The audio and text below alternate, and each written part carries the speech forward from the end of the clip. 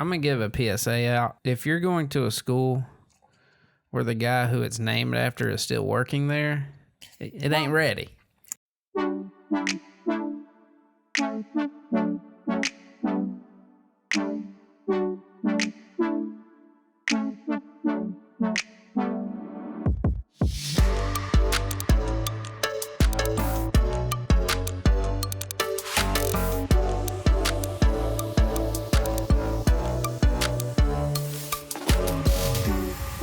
Welcome to the Charlotte Buzz, where we drink beer from local breweries while telling stories about the neighborhoods they're from.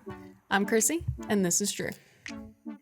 And today we are drinking Juicy McJuiceface Hey, from Lower Lift Brewing Company. I like it. It is 6.5%, a New England IPA. Full disclosure, we have had this. We may have drank the crap out of it the other day at Craft, almost said Poorhouse, is that what it's? Growler Shop. Yeah. I'll let that foam settle for a second and fill the glasses all the way. This is one of those, it looks like a pineapple orange juice type of orangey gold, hazy feel. I don't know, hazy look. You can smell it already. Yeah. It smells like pineapple-y.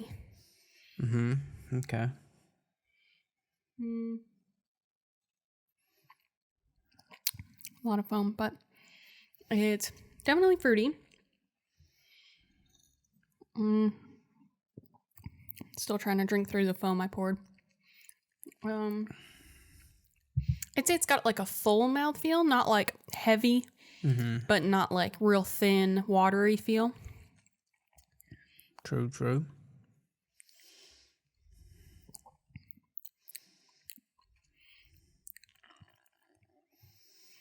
Yeah, I'm still stuck on the pineapple. I think there's other things, but I just can't get past that in my head. But it's fruity without being like too sweet or overpowering or any of that. But I can concur. I really like this beer, actually. It is good.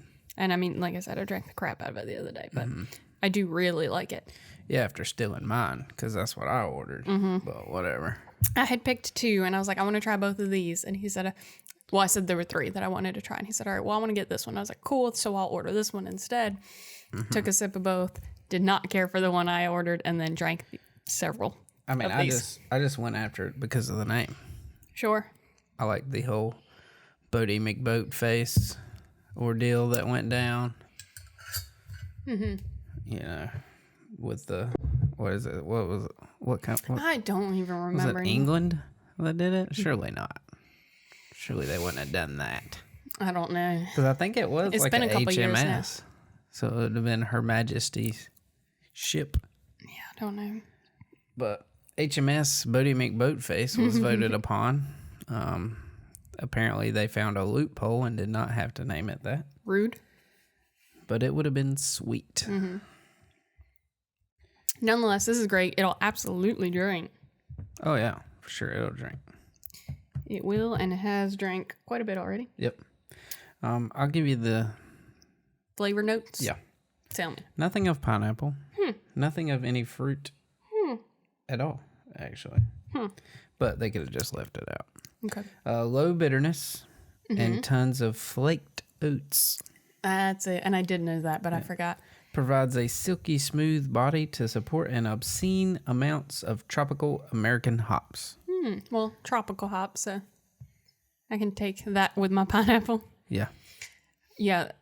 And I don't know how much we've discussed this on the podcast as opposed to just in real life, but the oat beers for both of us have been increasing in favor.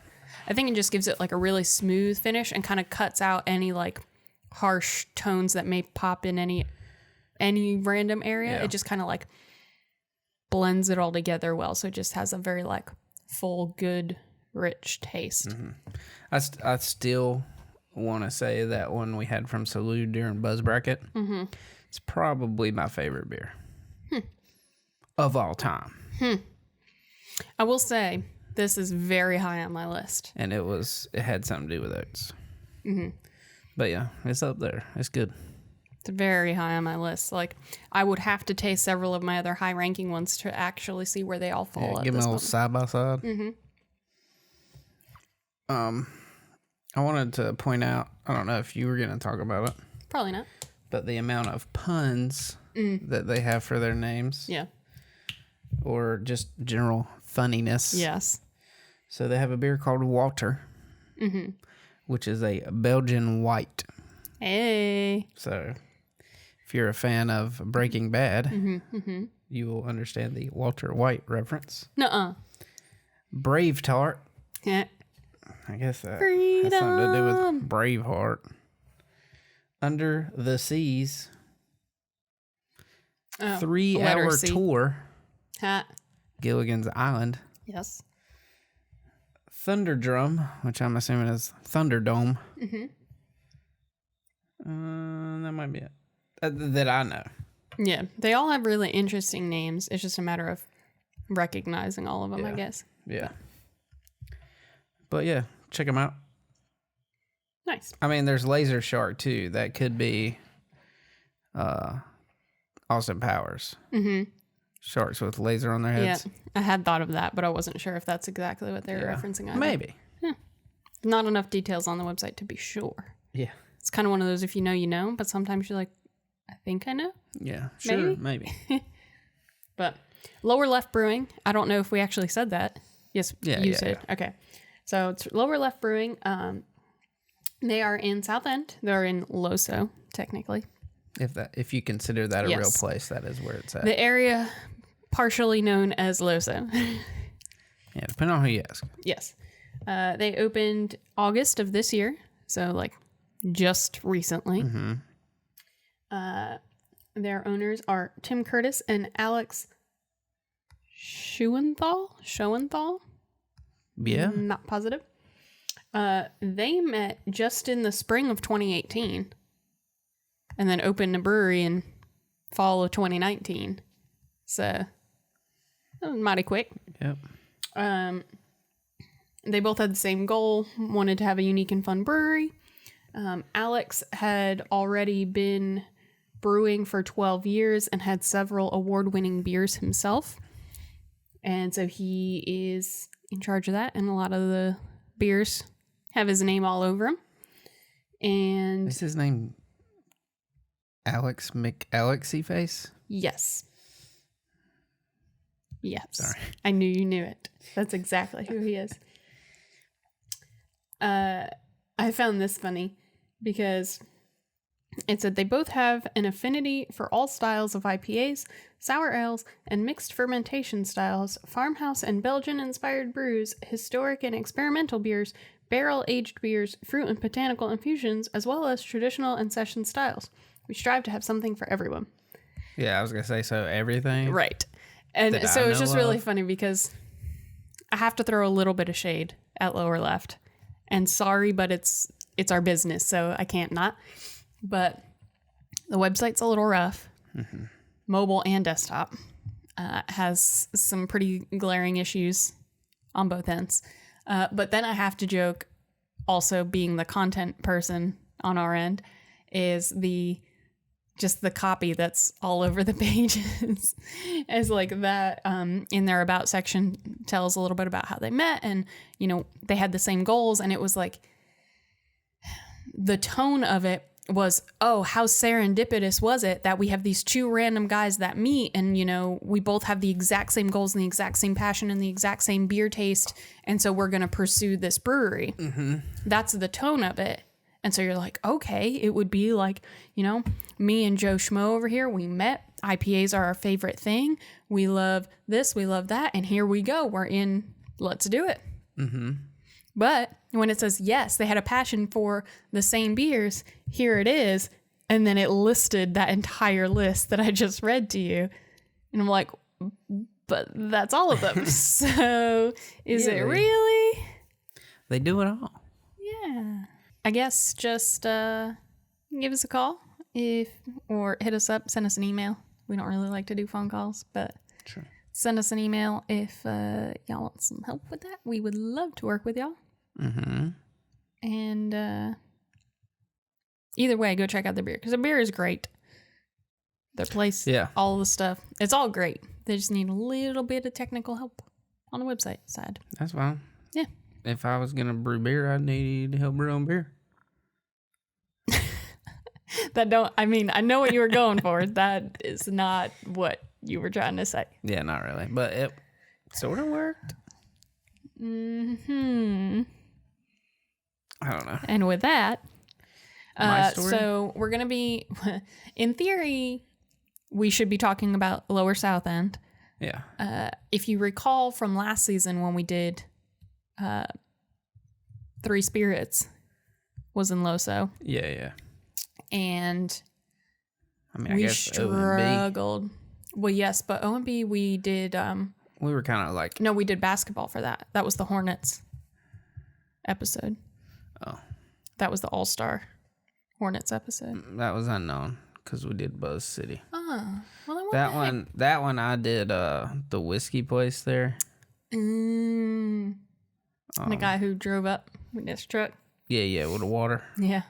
Like I think. Well, then I don't know what I'm talking about. But nonetheless, Loso is an extremely difficult area to pull history out of. It's I think you would need to have boots on the ground to come up with stuff there.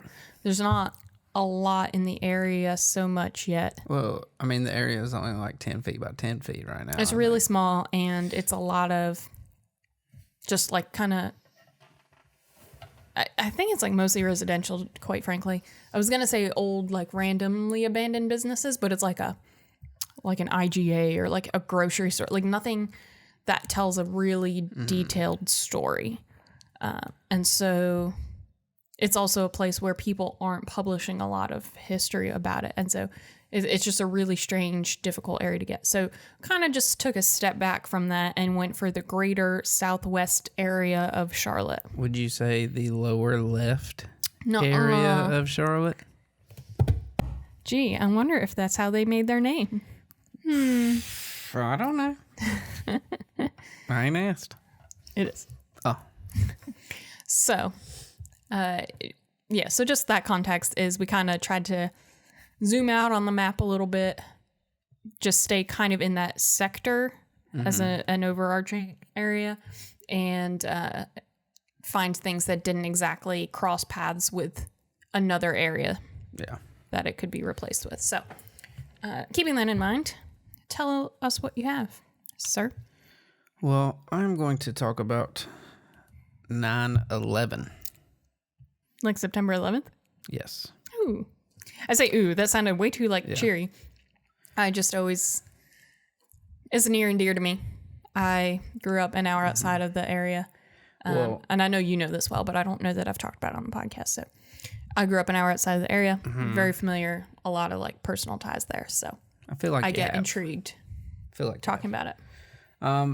Well, this was 27 years prior to that. Okay.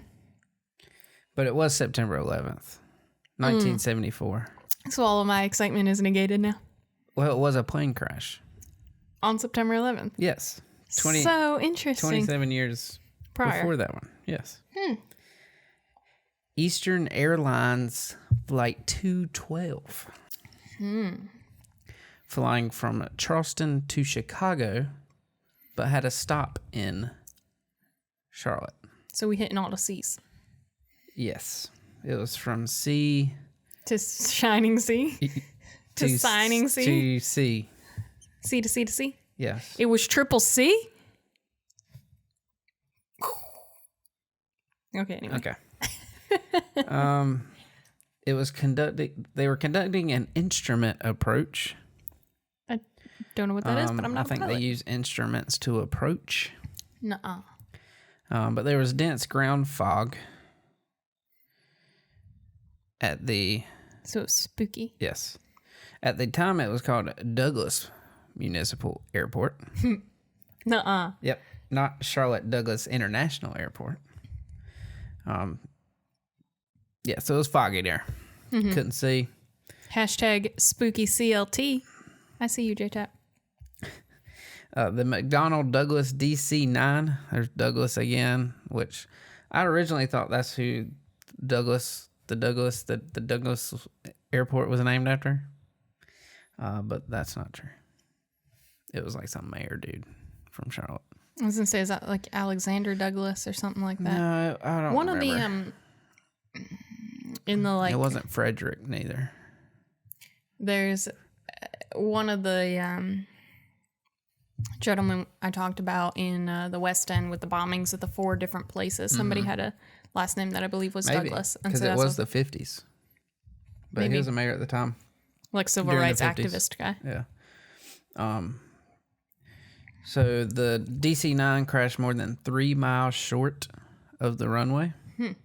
The plane slammed into a cornfield off of South Tryon Street at roughly 200 miles an hour. Ouch. Skidded the length of 3 football fields, then ran into thick woods where it broke up and burst into flames. Yikes. The plane had a crew of 4 and 78 passengers. So that's 82. Math. 72 people were killed. 13 survived the initial impact. 82? Yeah. You said 72. Yeah. 13 survived the initial impact, including the co-pilot and 1 flight attendant, but 3 more ultimately died from severe burn injuries. One of the initial survivors died 29 days later. Yikes. That's some suffering. Yeah. So I'm going to tell you a little bit about the aircraft and the crew, and then talk about the investigation and what that led to. All right. Conspiracies. Yeah. So the aircraft involved was a 5-year-old McDonnell Douglas DC-9 registered as... Well, naturally, it's going to crash if it's made out of, like, leftover Happy Meal toys. Not McDonald's. McDonnell. Yeah. So it was 5 years old. It was not a Boeing... What was that one called? Max 737 Max or whatever. Oh, I know exactly what you're talking about. But I don't know, so I can't explain it. The captain was 49-year-old James Edward Reeves. He had been with Eastern Airlines since 1956, had over 8,876 flight hours, with almost 4,000 of those being with the DC-9. The first officer, or co-pilot, was 36-year-old James Daniels Jr. He had been with them since 1966 and had 3,000 flight hours and 2,700 of them being the DC-9. So that's pretty much all he knew. Yeah. Except probably his training. Yeah. He was the one that survived. He was one of the crew that survived. Okay. While investigating this accident, the NTSB, which is the National Transportation Safety Board, for those of you who didn't know that already, how dare you, reviewed the cockpit voice recorder and found that the flight crew engaged in unnecessary and non-pertinent conversation during the approach phase of the flight. It says they were talking about everything from like politics to used cars and ignoring all the beeps and stuff that they were getting from their altimeter. Is that how you say it? Yeah. Or altimeter? First way. I think it's altimeter. Yeah, totally. Says that they were also trying to locate that they had trouble locating the Charlotte airport. It had said that they didn't really talk about landing the plane, but I feel like if they were trying to locate the airport, that's part of the conversation. It says while they were doing that, though, there was talk of them looking for the Carowinds Tower, which it is known to pilots. It says that could have further distracted and confused the flight crew. I mean, maybe, but I feel like that's also part of, like, let me figure out where I'm at in space to land. But, okay. Yeah. It says the co-pilot was operating the flight controls, but none of the required altitude call-outs were made by the captain. So I guess as they go, like 2,000, 1,500, 1,000, 9, 8, 7, 6, 5, like all that. Yeah. He didn't do any of that because they were too busy talking about other things, apparently. But the NTSB concluded that conducting such non-essential chatter can distract pilots from their flying duties during the critical phases of flight. Sure. Such as instrument approach, which is approaching using instruments. And they recommended to the FAA to establish rules and educate pilots to focus exclusively on flying tests while operating at low altitudes. Shocker. Yep. But the one quote-unquote good thing that came of this, and it wasn't just this flight, there had been other signs that I guess, you know, this is probably when flight control was, like, getting a lot easier, like, especially, like, mid-flight, that, you know, they couldn't get back on task or something. Yeah. So there were multiple incidents where they're like, we need to make a rule. So after six years after this flight, they published the sterile cockpit rule, meaning all non-essential activities in the cockpit during critical phases of flight, normally below 10,000 feet, are not allowed. So I guess you had to have a rule to do your job. I mean, that's kind of how everything works, though. Yeah. If it's not there, someone's going to push it. Yep. So, yeah, they can't talk about anything, can't have any distractions. I don't even think the stewardesses or the, what do they call them? Flight attendants can even, like, talk to them unless it's, like, an emergency. The cornfield where the plane crashed is now a subdivision. Huh. If you go down South Tryon Road and you see Deer Creek, it used to be a cornfield. Would a plane crashed in it? Yeah, well, not anymore. It's gone. You said used to be. Yeah. Used to be. Yeah. The woods where it eventually stopped are like pretty much still woods.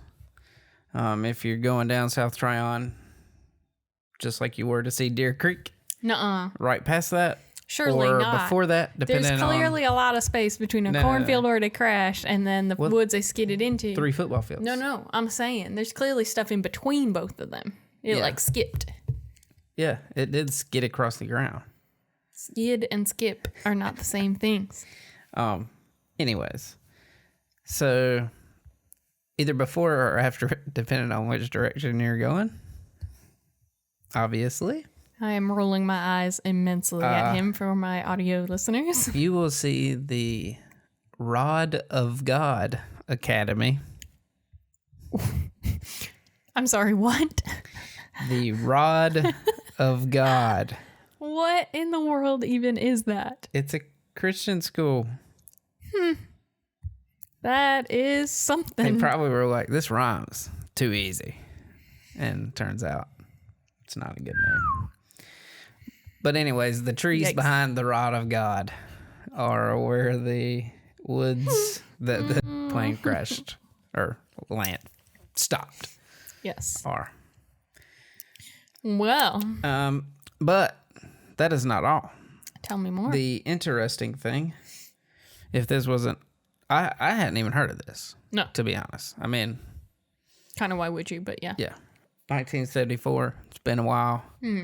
Overshadowed by other plane crashes that happened September 11th. Nuh-uh. I mean, makes sense. Sure. But among the fatalities was the vice president for academic affairs of the Medical University of South Carolina. Quite the title. His name is James William Colbert Jr. 2 of his sons, Peter and Paul, were with him. And one of his other sons is Stephen Colbert. Nuh-uh. Yep. The Stephen Colbert. Yes, the Stephen Colbert. I was going to, as soon as you said the first guy's name, I was going to make the comment. And then. Yep. Well, dang. And there's even a clip of him talking to Oprah about it.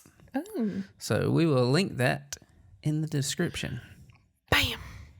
We need our sound effects. Yeah. But that's kind of what kind of drew my eye to it, because everything I pulled up, that was a key fact of it. And so I was like, oh, I had no idea. And then in that same article, it mentioned how many people died. And I was like, there's got to be some more information about this. Mm-hmm. So, I mean, not a whole lot, but... That's still interesting. You know, it was a 30-minute flight, heavy fog, plane went down because of... Too much chatter in the cockpit. Yeah. I mean, because other planes were able to land that day. Mm-hmm. They were the only plane to have issue.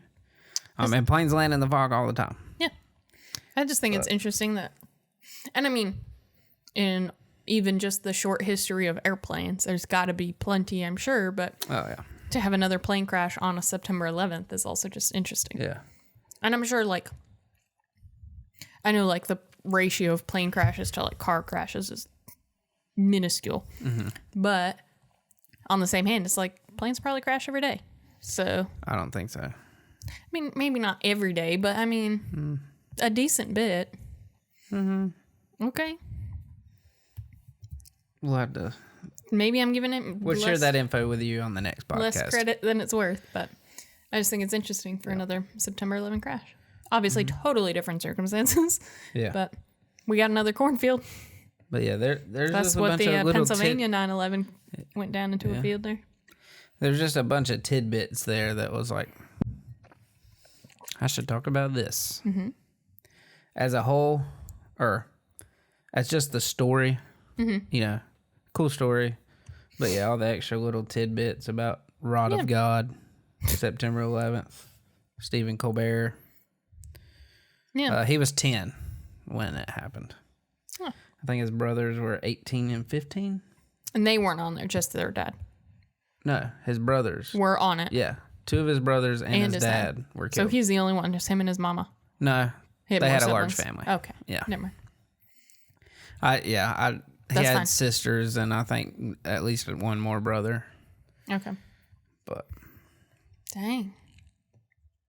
That's interesting. Yeah, now I'm like, world. I want to go like watch some of his stuff, see if he references it. There's no reason he ever would really, but that is kind of, I mean, interesting. And you hear comedians talk about it a lot of how like most of their humor comes from a dark place. Yeah. And so it's one of those weird like 6 degrees of separation type of thing too. It's like we have no direct connection with that, but it's like locales. I assume there's like a sort of 6 degrees of separation type of thing too, where that's just, I mean, and a billion people in the world, I mean, there's billions of people in the world, but I mean, out of any of the people that I know, 2 facts about in the world, I don't know everything about them. I have no idea where anybody comes from. I mean, freaking Stephen Colbert could live right next door and I don't know it. I'm sure that's not the case, but I mean, like that kind of stuff happens all the time. And so I don't know where he's from or any of that. So South Carolina. Clearly, but I mean, it's one of those like, you have no reason to even question it until you know something that makes it surprising that, oh, they're actually close. They're actually real people. Nuh-uh. Weird. No. Yeah. Don't believe it. But thought that was a cool story. I like it. And it happened lower left. Yes. I was like, he's making weird arm movements at me. And I was like, I don't know what that means. Well, for me, I'm going to upkeep our wonderful tradition about people who made a significant impact and that's a tradition of ours. Hush. People who have had a high level of success or notoriety or whatever, but we keep not knowing about any of these people. Okay.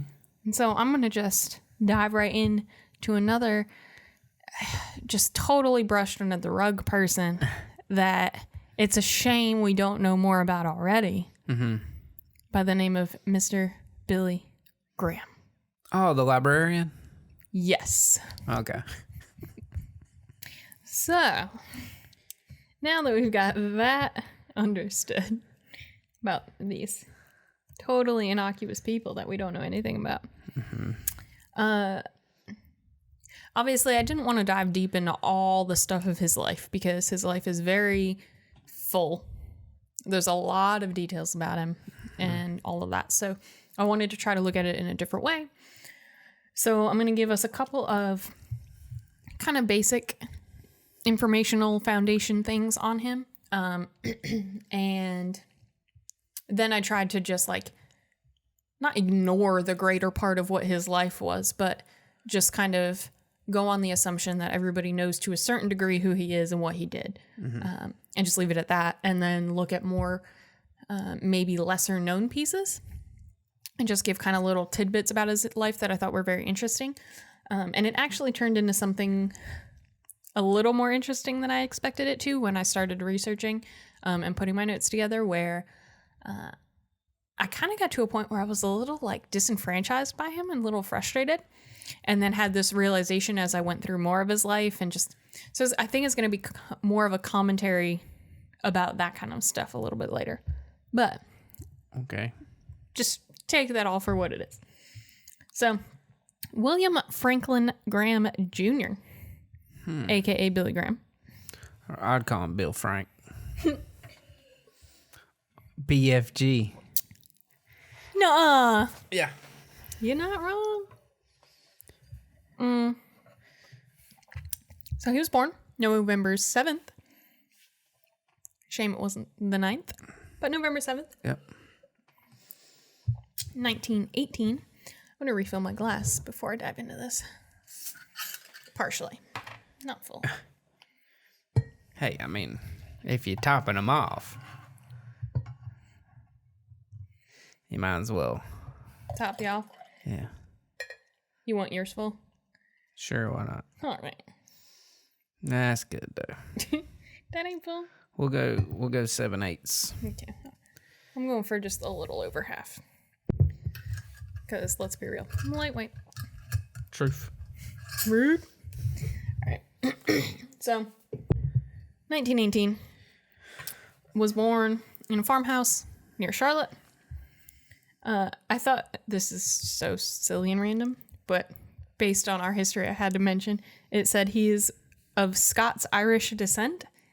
And for all the times I have said, what the heck is Scots-Irish? Is that our laziness of not knowing Scottish versus Irish versus whatever? Like, if nothing else, okay, Billy Graham was Scots-Irish. So It must take be that real. as a, I mean, to me, I don't see like a red-haired Scotsman or Irishman or whatever. So take that for what you will as a prototype of what Scots-Irish is. I honestly only know what he looks like when he's old. I mean, pretty much, yeah. And I've been to the library. I ain't even seen it. But,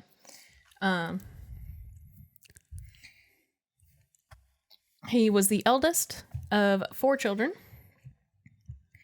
And That's not many for back then. it's actually not, no.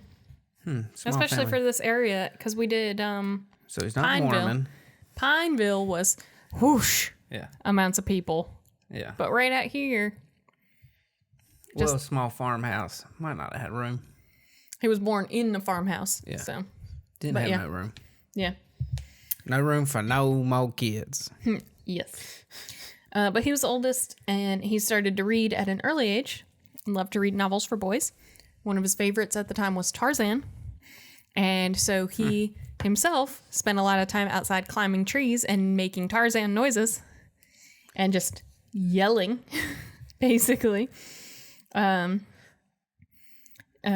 says he would hang on the trees and gave the popular Tarzan yell, screaming, scaring both horses and drivers.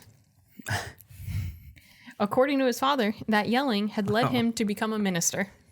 Hold on. Horses and drivers. Drivers of those horses. Yes. Okay. Yes. I immediately thought cars.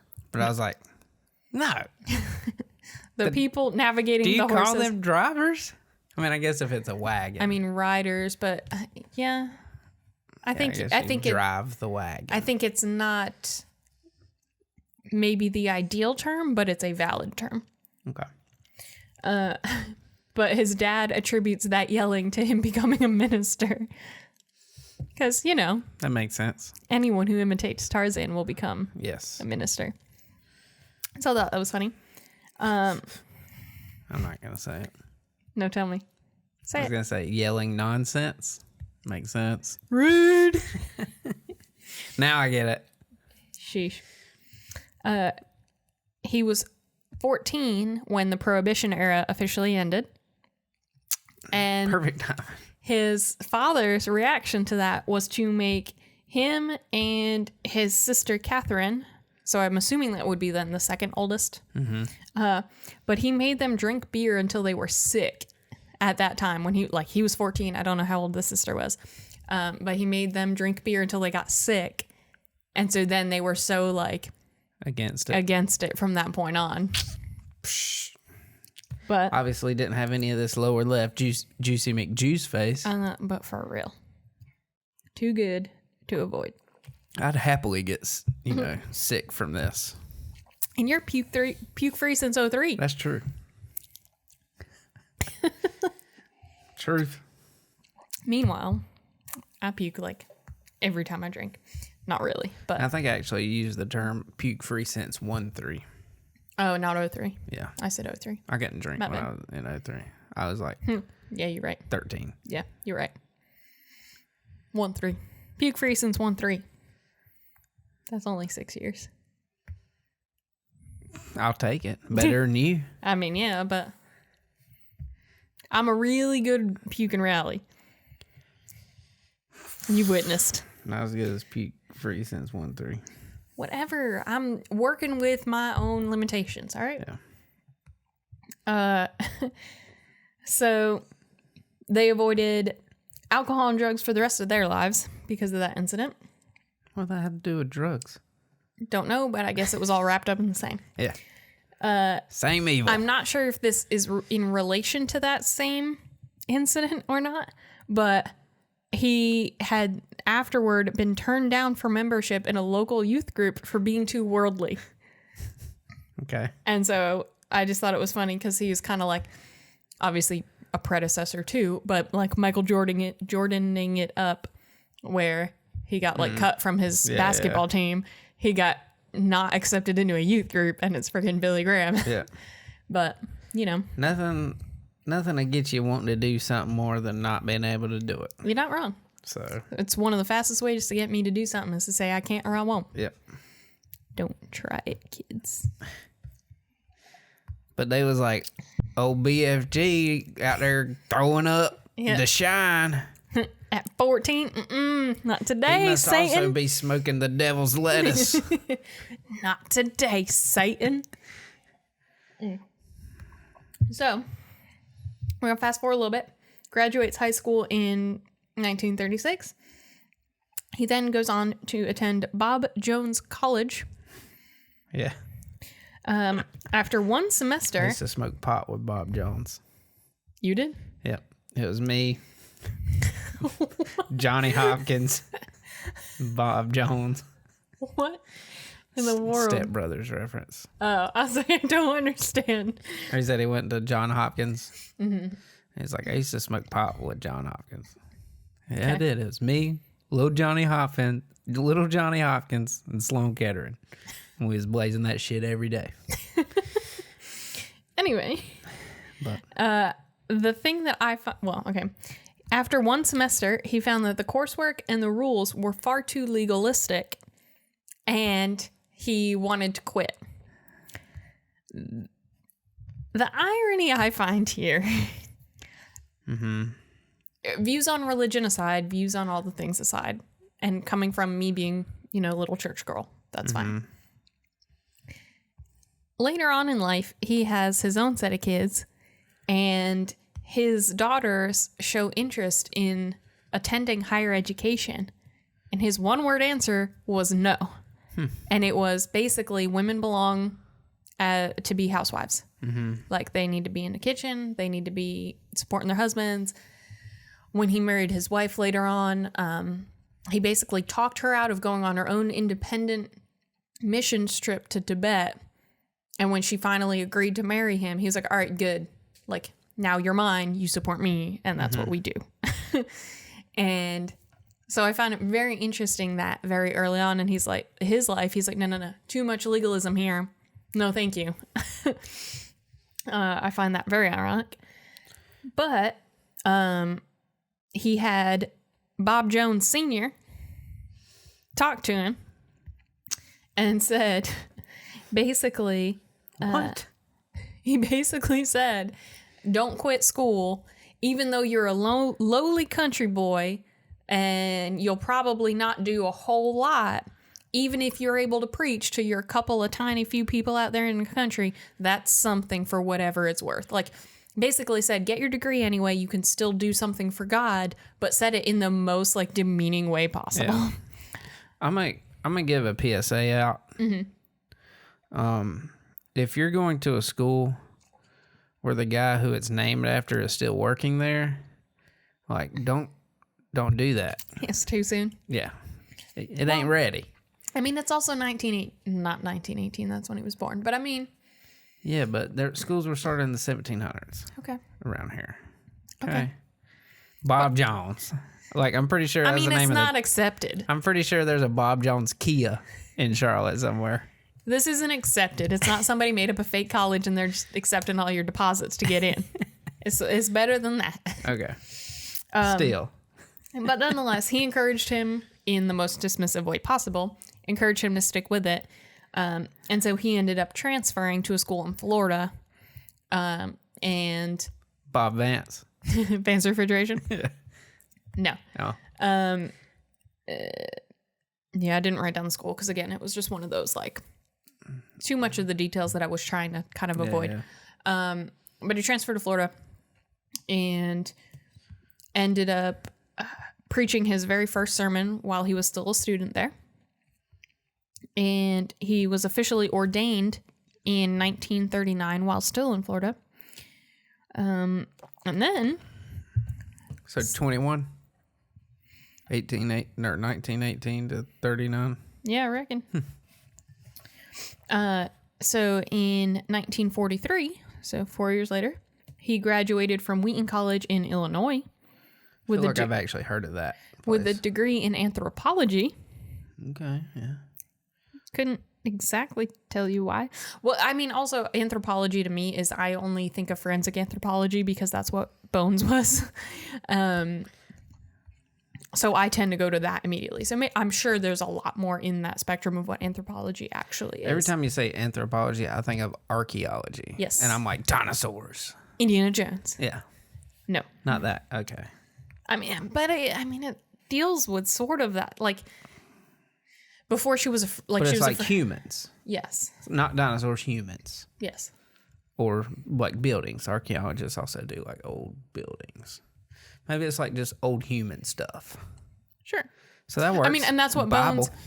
Bones... She was a forensic anthropologist and did, like, help them solve crimes. But before Booth came into the thing and made it more about the crimes, she was working on, like, cavemen and, like, prehistoric humans. Yeah. So right. I don't know if it's more, like, culturally based or if it's more... like physiology based or a like kind of I think it's a combination of the two to a certain degree, but yeah, I mean, the whole reason the show's called Bones is because she knew bones inside and out. So I would assume it has something to do with skeletal structure to that degree also. Nonetheless, which to me, all of that is like, you're an ordained priest or minister or whatever, like, why you got a degree in anthropology? And that's my own ignorance as to, I guess, some of that, but sounds to me like a throwaway degree. I mean, it's something. But he spent 4 years on it, so. So he marries his wife, Ruth, in 1943. So that same year he graduates from Wheaton. I have also heard of that school, but. And again, his wife, Ruth, was trying to go to Tibet to be a missionary. She was actually born in China, but her parents were missionaries So they were in China, and that just happens to be where she was born. And yeah, so she was ready to go on her own missionary journey, and then decided to play second fiddle to him, I guess. Probably worked out, though. I mean, whatever. They had their own 5 kids.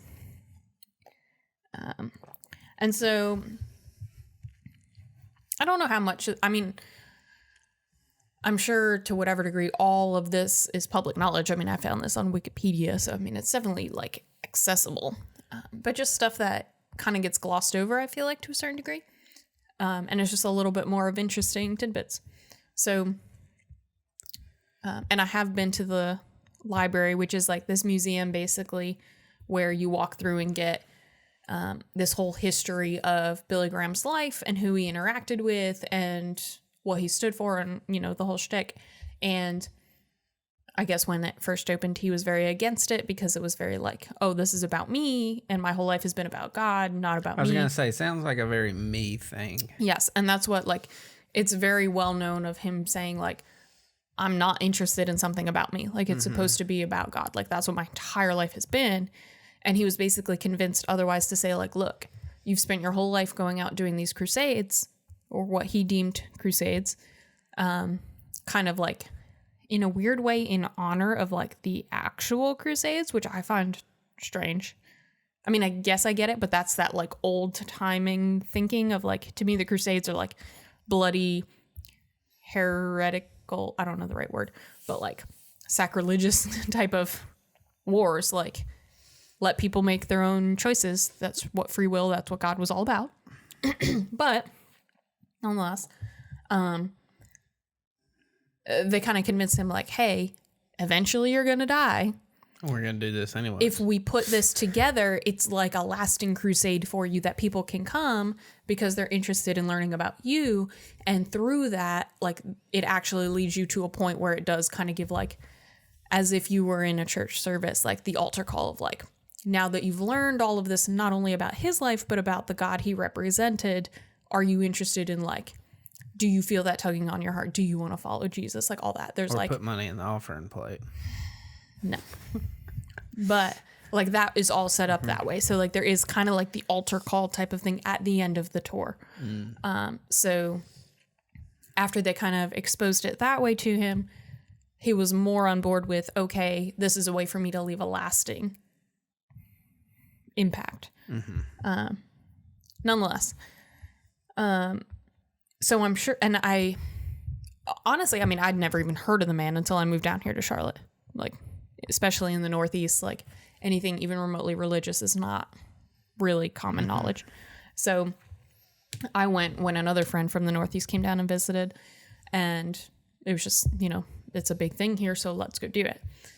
And so like went through the whole museum, learned a lot about him and whatever, but when it's the first time you're hearing about something, it doesn't all really soak in. Like there's way too much. So I'm sure this kind of stuff is to a certain degree out there, but all that to say.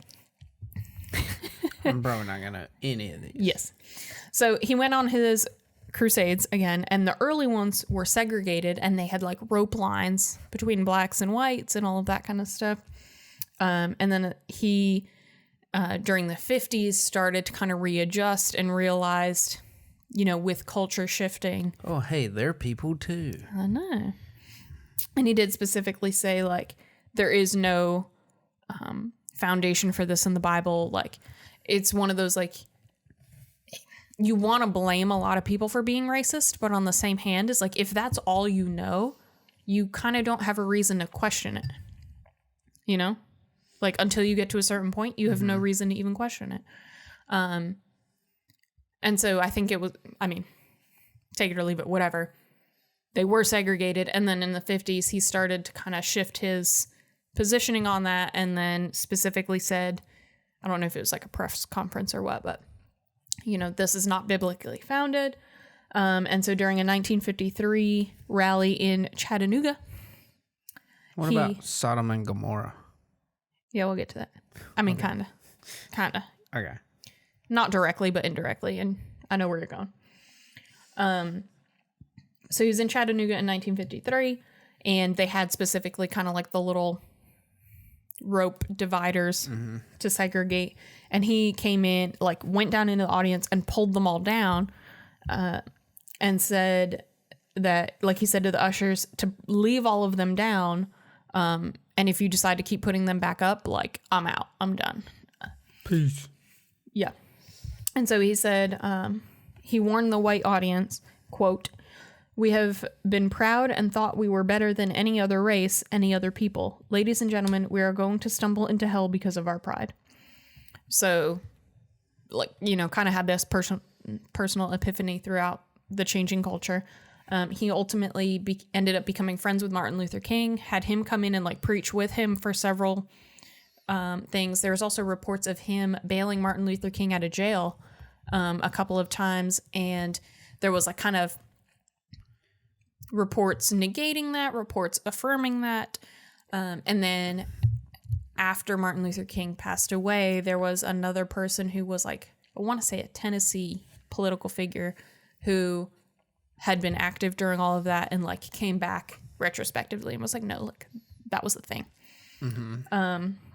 So they were just involved with each other a lot at that point. So, you know, kind of that you want to be frustrated, like, you're a grown man, you can figure this out on your own, but also certain things you just never think to even take a second look at until culture as a whole starts shifting. So at least he shifted, if nothing else. Go ahead. Okay. You took a breath like you had a interjection, and I'm about to I gotta breathe. I had to shift into something that's not related to that directly. So jumping ahead a good bit of time, in October of 1989, actually 2 days after T-Swizz was born. You're welcome for me knowing that stupid date. Billy Graham received a star on the Hollywood Walk of Fame. He was the only person functioning as a minister who received a star in that capacity. Because, yeah, I mean, it's a Hollywood Was or is? It says was. Okay. I did not look up to see who else may have Probably been that added one to dude with the curly hair. Don't make no sense. What's that? Joel Osteen. that. Oh, God. No comment He there. probably on there. No comment there. But he was the first person in that capacity who actually got a Hollywood star, which, I mean, yeah, is a bit strange. Like a minister getting a star on the Hollywood Walk of Fame. Televangelists and all that. Kind of goes with the territory. In 2001, Queen Elizabeth II awarded him honorary knighthood. I did not know that. Neither did I. Yeah. Who knew? And he I mean, I didn't write all these down. So did a Beatle, but, you know, whatever. But still, I mean, he wasn't even British. So he was Sir Billy Graham? Yeah. They need to change those signs. I know, right? Sir Billy Graham Library. You're not wrong, though. But that's one of those, that's a personal pride thing, so. He was awarded a whole bunch of, you know, honorary degrees and all that stuff that is more fairly common, at least stateside. But the knighthood thing I thought was pretty cool. 2007 is when the library officially opened. I believe it was 2005 when they broke ground on it, but 2007 when it's opened. And of course, it was a huge thing. 2 years for a library? Well, I mean, it's a whole, like, it's several buildings. It's the library. It's, like, his old home. It's, like, the museum.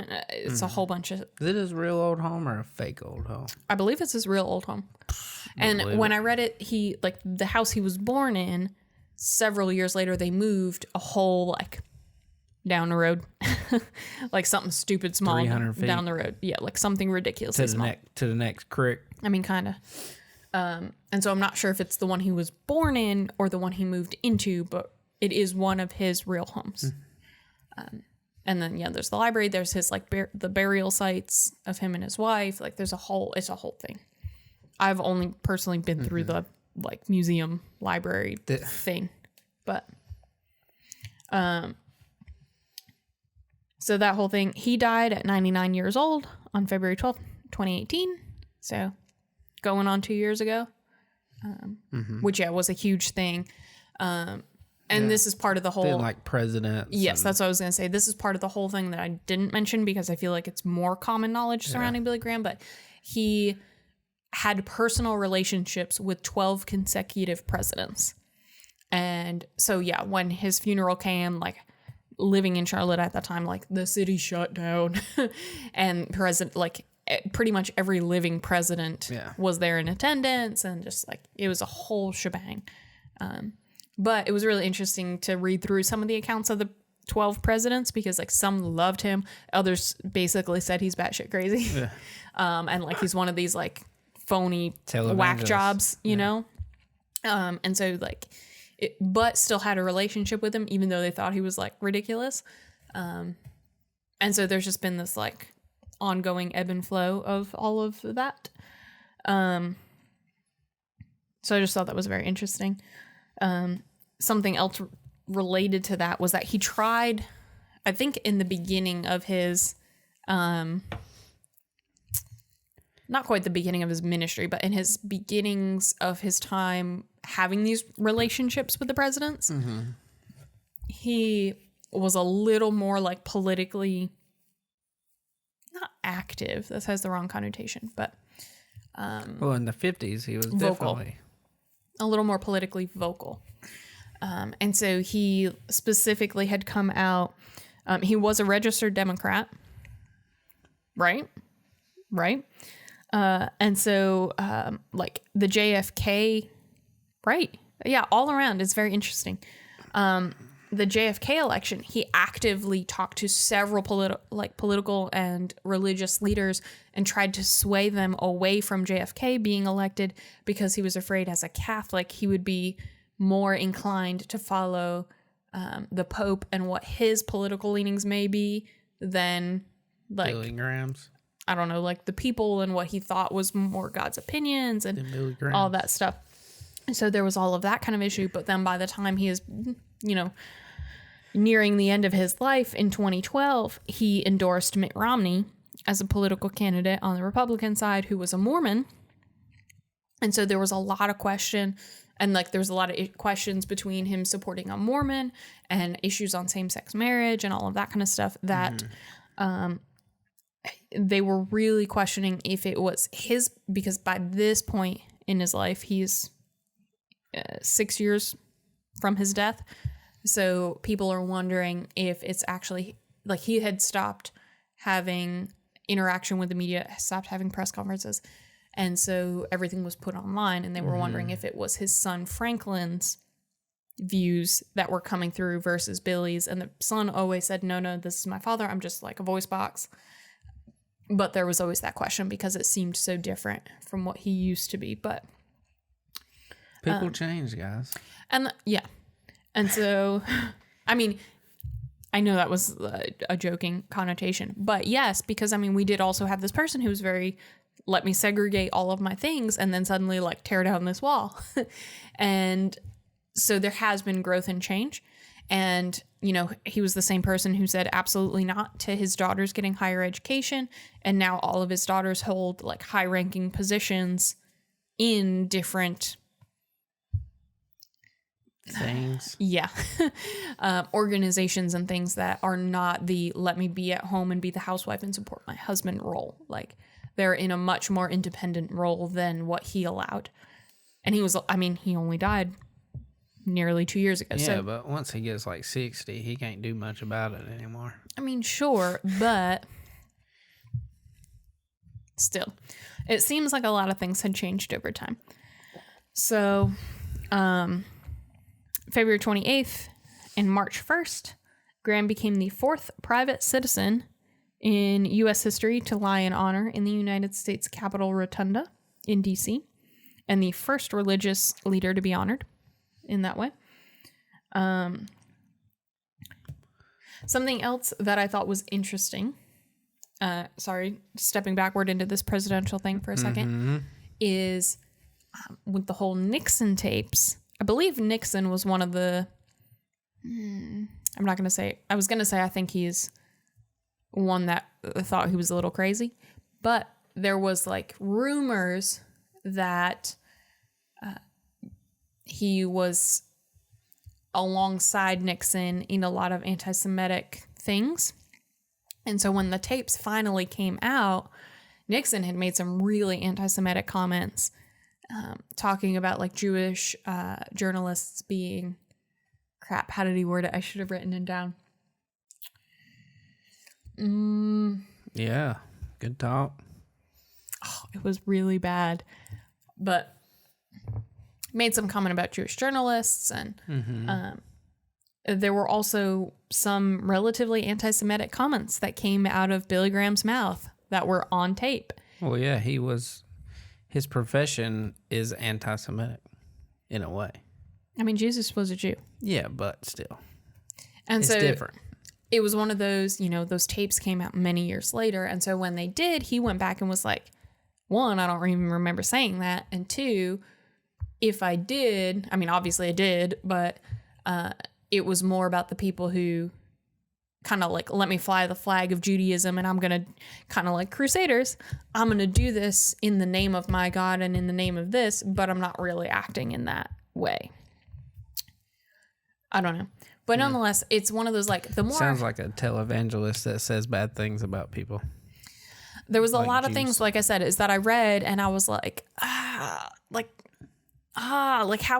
is this guy a world-renowned person, and, like, crosses party lines, crosses politics, religion, like, crosses all of these boundaries that we've set up in our culture. And thousands of people flocked to Charlotte for his funeral. How does this guy get away with, being racist, being anti-Semitic, being anti-feminist, being like all of these things? Probably white Christian. That probably has something to do with it. And it's one of those, like, I got really down and really frustrated about it, especially being a white Christian girl, and like just really disenfranchised by all of it. But then the more I think about it, is it brought me into this whole, like, where we live today in this whole cancel culture. And, we'll look at somebody who said something 6 years ago on Twitter, and we're like, nope, take them off the internet. They said something stupid. They're done. And it's like, but people grow and people evolve and people change. And, he showed in his life that he was racist. I mean, I don't know how you call it anything else, but he was racist. And then realized and learned, like, no, this is not right. This is not what we need to be. Tear down this wall. Yeah. Well, I mean, the amount of things that changed in the 99 years of his life, right, is absurd. Right. And so, like, yes, he was very anti so many things, and like, yes, there's plenty of religious people that are still very anti most of those things, and I get that, and whatever, that's a different issue. But he did show growth. And he did show understanding once he was, like, forced to face certain things. And so I kind of wanted to, like, take a step back from, like, basically feeling like I was cancel culturing him and, like, dismissing him as being someone who had an impact because he had these negative views. But he did show growth and promise and whatever. And so certain things weren't addressed to the same degree that they're being addressed now during his lifetime, or during a point in his lifetime where he'd be able to make that change. And so it came to a point for me where I was like, okay, like, I was super disenfranchised, super frustrated, but also being aware of what the culture of the time is. Okay, like, I'm still not happy about it. I still don't agree with him. I still don't accept those things, but I can understand how it happened, and I can see a pattern of him growing and changing. So I can accept that had he had the time, he might have made those changes. Well, who cares what you accept? Rude. But he don't. You're dumb. But for me, it's just always been about, like, we need to take the time to actually learn from, like, all of change and growth comes from, okay, let me sit down with somebody who has the opposite opinion as me and really, like, actually hear them, let them actually hear me, and not even let's come to a consensus in the middle, but let's just understand each other, understand how we each got to this place, and whatever we think from this point here on out, is whatever it'll be, but at least we can accept and understand the other side. And I just thought it was also really cool because this week we saw like Cowboys game this week. This will be our segue into football. The Cowboys game, we saw Ellen sitting next to George Bush and like the internet blew up over it and everybody's like, what the frick? So much that Ellen had to actually address it on her show. And she was like, yes, like I was there. I had to sit, and then went into, of course, she's like comedian, had a joke about like, yeah, I mean, I knew I was surrounded by all these people in Texas that had different opinions than I did. I mean, I was rooting for the Packers. I mean, I was in the Cowboys box and I was rooting for the Packers. I had to hide my cheese hat in Portia's bag over there, but she went on to say, like, basically, as a person, that's been her life philosophy is like, we need to love everyone. And she's like, that means loving people who have different opinions of you, not just loving the people who you agree with. Mm-hmm. And she's like, yeah, like I'm friends with him. I'm friends with lots of people who I don't agree with, but that's okay because that's how we grow and learn as a society. Like if we all had the exact same ways of thinking, that sucks. Like we're allowed to think differently. It's the acceptance of us allowing ourselves and allowing others to think differently that makes us more rich as a society. Mm-hmm. So that's kind of, I wanted to immediately like, I'm done with this guy. And then it was, you know what? Like I can accept that he thinks differently than me. And I can accept even more that he has shown growth in other areas. So I would hope that given the opportunity, he'd grow in these. And that's kind of it. But I just thought it was interesting. I know we know a lot about Billy Graham in general, I guess, in this area, in theory. Librarian, right? Yes. Okay. Like I said, I mean, I didn't really know anything about him until I moved here, but I just wanted to dive into some different aspects of his upbringing that maybe aren't highlighted as much. Mm-hmm. And regardless of your beliefs, regardless of what you think of him as a person, I mean, he led a very influential and impactful life and is an interesting person to just take a look at. Love everybody, whether you agree with them or not, guys. Mm-hmm. And also, go to football games because life is happier when you're at a football game. Unless you're losing terribly in fantasy football like I am. Or just a Panthers fan in general. Or a Broncos fan. Historically, you'll be happy slightly less than 50% of the time. Can we talk about how, one, I suck at fantasy this year. Well. Hush. And two, how I struggle like audibly to you off podcast about certain decisions on who to put in and who to whatever. And obviously it's my call and it's whatever. And I just vent at you about it. And I make the wrong call every dang time. And so this week I freaking lost by 11 points when I had an extra like 40 points on my bench that should have been in. And those were the two people I actively stressed about putting in. It's not that you make the wrong decision. It's that you make no decision. One of them was an active. You didn't make changes. One of them was an active decision. And then the other was just, I kind of thought about it, was like, maybe, hadn't made a decision yet, and then was driving or like was riding in a car, and then by the time I got into the house, it was too late. And it was like, crap, I didn't have time to like do something about it. I mean, I don't know what I would have chosen given that chance, but it was already too late. So I screwed myself over. Had Watkins get me 0 points when I had another receiver who totally banking 12 DJ on the Moore. Thank you, DJ Moore. Dear God, DJ Moore, who got me 15 plus points on my bench, and something I actively debated last week before even doing the podcast was putting in Ebron over. I can't think of his name, and it's not in front of me, but the tight end for the Rams. And tight end for the Rams is on my bench with 20 plus points. Mm-hmm. And Ebron got me 1.8. Mm-hmm. And I lost by 11 points. So that would have been it. I would have absolutely won. But I suck at life. So hooray me. Congratulations, Hangover on Downs. I suck. How are you doing? I lost my first game. Womp, womp. To the other undefeated. The only undefeated team. The only now. My running backs were the only people that showed up. Pretty sure everybody else just stayed on the bus. Sure. When they got there. It was comfy. Yeah. They were taking naps. And I can't even say, like, my bench let me down or, like, them being on my bench because, I mean, he had a guy on his bench that had 36 points and 25. Yikes. Which were more than everybody but my running backs. So. Yikes. He earned that one. I mean, because of my running backs, I didn't necessarily have a bad score. Yeah.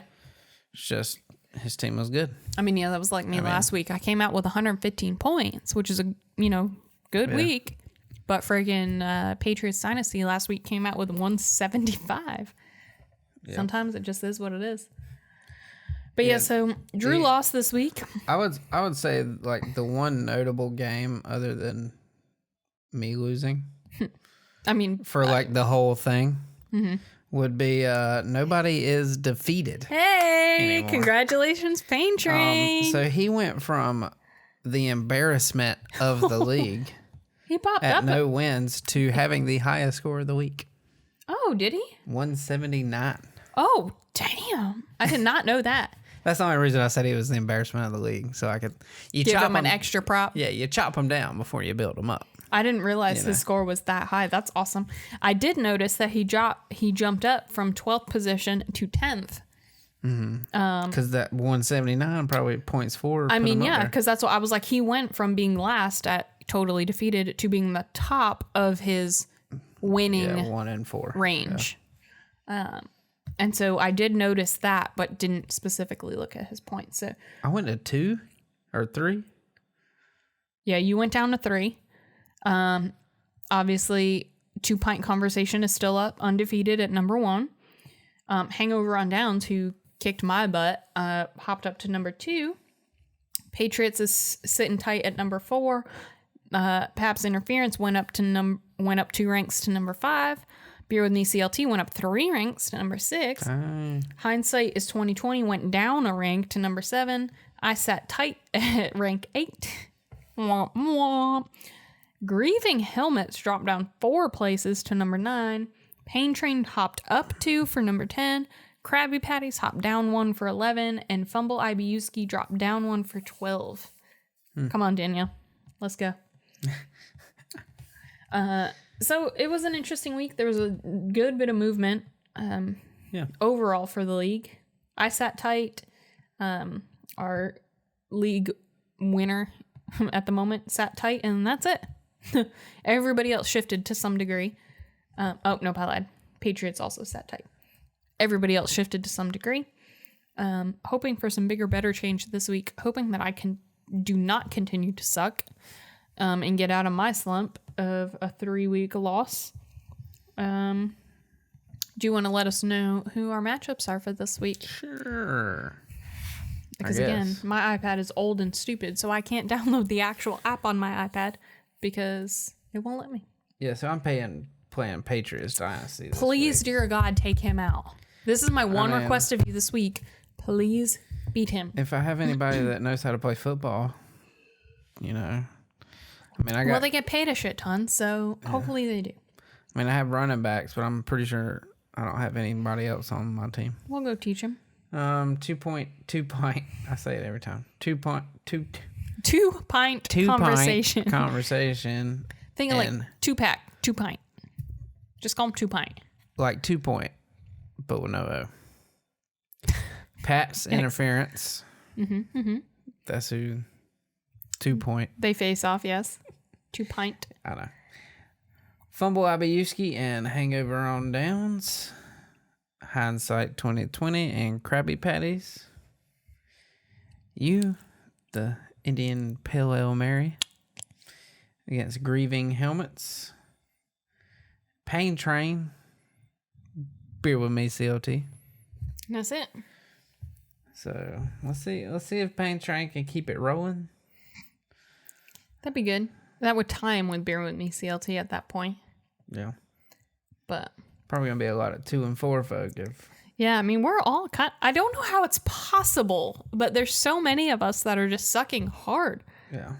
But people need to be doing well, but so many of us continue to suck, and I don't know how it's possible. Well, if a lot of people are doing well, then that means a lot of people are sucking. I think a lot more people are sucking than are doing well. Well, that's not possible. And I know, that's what I mean, is like, it seems not possible. I don't understand it. But somehow, everybody sucks, 2 people are decent, and that's it. Well, it's because we're so early in the season that 3 and 2 is, or 3 and 2 and 2 and 3, which are virtually the same thing. I guess. Or like, they're Doesn't both feel like it. That's not good. I need to be undefeated. We've only played five weeks. Yeah. I don't like this 12-team situation. Like, I'm better at like doing research, like playing the matchups, and like just picking some nobody up and being like, this running back's gonna have a big day. Mm-hmm. But I can't do that. So what's your ideal Everybody's league? taken. What's your ideal I league? guess 8. Okay. I need 8. So, commish that you are. 4 of you is getting cut. Why'd you set us up with 12 teams? Well, because I thought us 2 and 10 people. I just thought it was a good number. If I was like us 2 and 6. I mean, you're not wrong. Yeah. I'm just wondering if you're complaining so hard about the setup of the league. You the commish. So it's all on you. I'm 4-1 because of my draft. Like, it's all up to the draft. I mean, yeah. And like, you could like suck at the beginning of the year and be first on waivers and pick up and move yourself on like up. week 1, week 2, and like have a good run for the rest of the year. But I like moving around. I don't like keeping the same roster. I basically have a different team every week most of the time. Like, I change kicker defense every week, or that's how I usually do it. I change kicker defense, and I usually switch like my flex guy. See, it's funny because I'm like the complete opposite, and I did not do it this year, but almost every year is I get 2 defenses, two kickers, 2 quarterbacks, a slew of everybody else, and I only maybe once in like a pinch because somebody got hurt or something crazy happened do I actually trade out any players. Like, normally I'll just keep my same roster and just swap them all out. Good thing you didn't, because those people are left. There's plenty of kickers and defenses left. But there's not any receivers. I've got the Panthers defense, and they're kicking ass for me so far. I got 14 points this week. Well, yeah. You play them till you can't. Yeah. And you can do that with defense. I'm going to be screwed on my bye week, but otherwise, I mean, they've been killing it for me. And my kicker's been doing just fine. Yeah. Nothing like, oh my God, that's amazing, but absolutely not like, wish I had a few more. Like, no, I'm happy. I mean, I've been 6 to 8. Like, I'm happy with that. But I need to be able to move running back receivers around. Yeah. And I hadn't been able to do that. So. Well, I also got screwed over because, get Breeze. He's a sure thing. Freaking broken as shit. Well, yeah. And now I'm on Garoppolo, which is fine, but he's been a little up and down for my liking. And my freaking, like, everybody keeps getting hurt and pulled out, and all my, my receivers and my running backs and all that, like, it's just not going well for me this year. This is absolutely, I've been playing fantasy for maybe 5 years now. Like, I haven't played a whole lot of my life, but last couple of years. And this is by far the worst I have ever shown out, ever. Like, at this point, I'm normally 1 or 2 and just sit there and coast the whole way. But nope. One thing that's weird this year, I think, is tight ends are almost no-shows. Or if they Unless they're on my damn bench. But I'm saying it's just so up and down this year. Like, usually there's like 4 or 5 tight ends that you could count on being pretty solid. Greg Olsen hasn't been that for a few years, but 2 Pint Conversation had him and 0 points. Dang. Sunday. Like, I had Delaney Walker, who is ranked the number 10 guy. So, you think he'd be half decent because every team has a tight end. I mean, they have 2 at least. So 10's a pretty good number. 2 points. And he's still ranked 10. Yeah. And that's what I mean. Is my tight end this week? Like there are no shows this year. I mean, yeah. My tight end this week got me 1.8. And he is... Where's his rank? It'll show you in next week's, probably. Oh, 19. Okay, so he's 19th. But he got me 1.8. And my tight end on my bench... Nope, that's not him. That's a quarterback. Yep, that sure is. Got my freaking 20 plus points. Okay, he's ranked 11th. But still, like what you said, 10th got you 2 points, and my 11th got 20. And that was after this week. So he scored 2 points. Your number 11 scored however many. What did you say? 20. 20. He scored 20 this week and is 11. My dude scored 2 and is 10. Right. Like after this week. Right. That's nuts. Yeah. It doesn't make any sense. They're so up and down. Yeah, it's so strange. Usually you can't count on all of them, but you could count on. Yeah. Tight ends have always been my clutch. Like they always surprise and end up with the points that end up making or breaking me. I think we're shifting more to like college style.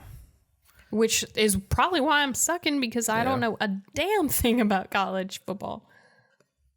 Unless you're a Penn State fan in Pennsylvania, you don't know college at all. So, nonetheless, terrible week on my end. Drew lost his first game. Somebody who's playing 2 pint? People, places, and this things. is last week. So, 2 pints opponent. Bum, bum, bum. Bum, Paps interference. I'm gonna need you to pull out big. Yeah, Jonathan with no H. Yeah, I'm gonna need you to pull out big and beat 2 pints, so we at least have nobody undefeated. Drew, I'm gonna need you to pull out big and beat out the stupid Patriots folk, because Patriots. Come on now. Easy work. God, I hope you're right. And I'm gonna try to get off this stupid losing streak and actually win a dang game. Yeah, that'd be nice. It would be. I don't care. Rude. I prefer that everybody else lost and I won. I mean, it's head to head. Not everybody can lose. Only half of them can lose. I'm just saying I would prefer it that way. And I know how that works. And you the commish, you know that. I'm just saying. Anything else you got to add to this week? Nope. Well, I hope y'all enjoyed your wins and losses this week. Go check out Lower Left Brewing and Juicy McJuice, because it is fabulous. Mm-hmm. And we will see you all next week. Cheeky leader. Bye.